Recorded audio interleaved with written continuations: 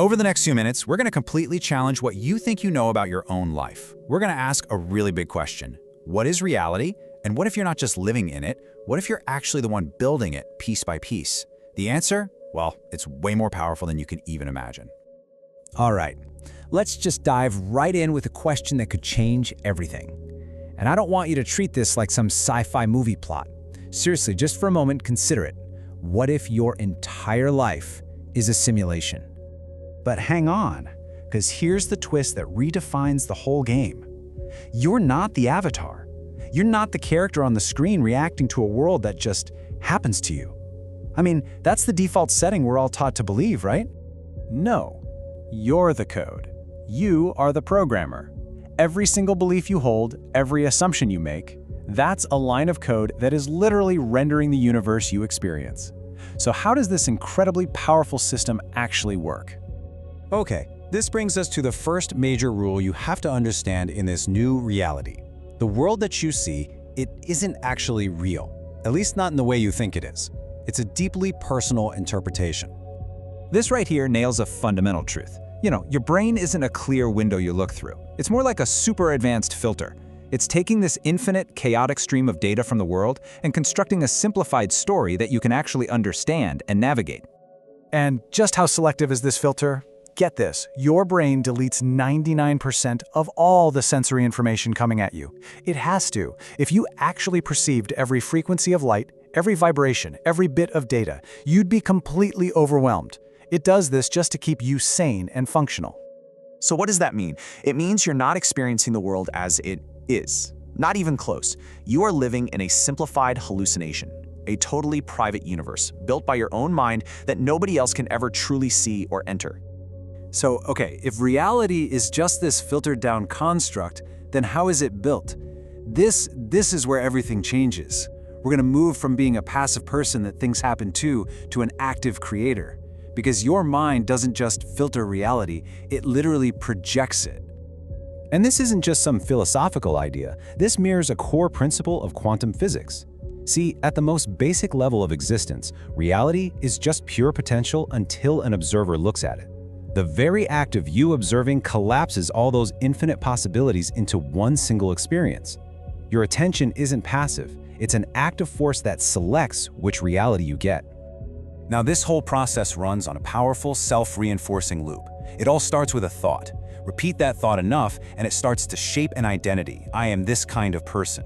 That identity then drives your behavior. Your behavior creates the outcomes in your life. And guess what? Those outcomes prove that your original thought was right. It's the engine that builds your world over and over again.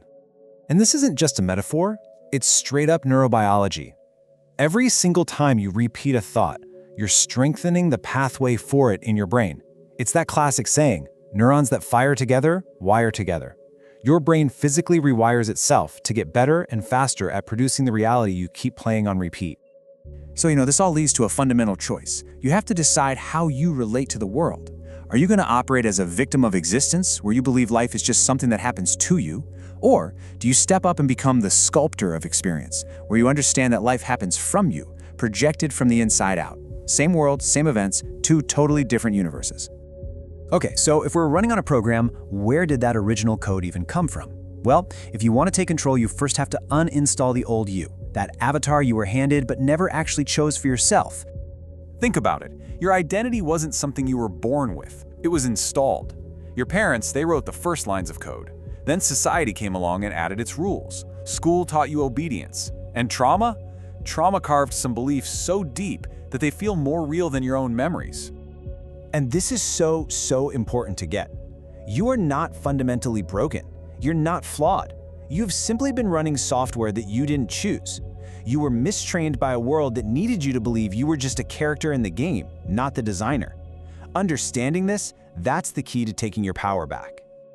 You really need to let this one sink in. The identity that you cling to so tightly, it's often just a shadow. It's a distorted reflection of old programming. It's an illusion you were taught to see as real, but it has almost nothing to do with who you actually are. All right, so we've deconstructed the illusion, we've identified the old code, now comes the best part, the most powerful phase, becoming the reality architect. This is where we make the critical shift from just wanting a different life to actively choosing one. And I want you to feel the difference in energy here. Trying always implies struggle. It means you're separate from your goal. But being implies identity, it implies flow. Somebody who tries to be confident is always going to struggle. But someone who decides they are confident, they just act that way. It's natural. This shift is everything, because your behavior is always a direct result of your identity. I mean, you can try to force new habits, but you'll just sabotage yourself if they don't match your self-image. The only way to create real, lasting change is to upgrade your identity first. Then, the behavior just follows along. No force required. So how do we install this new identity? We do it through the hidden operating system of reality, frequency. Your emotional state isn't just a feeling inside your head, it's a broadcast signal you're sending out. Reality isn't responding to what you want, it's responding to who you are. You don't attract what you want, you attract what you vibrate.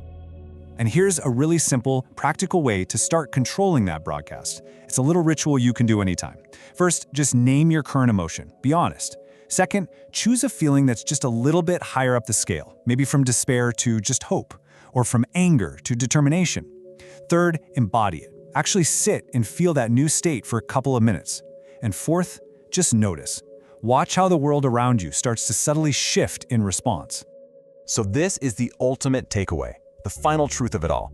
You are not a passive bystander who's just waiting for reality to happen to you. You architect it.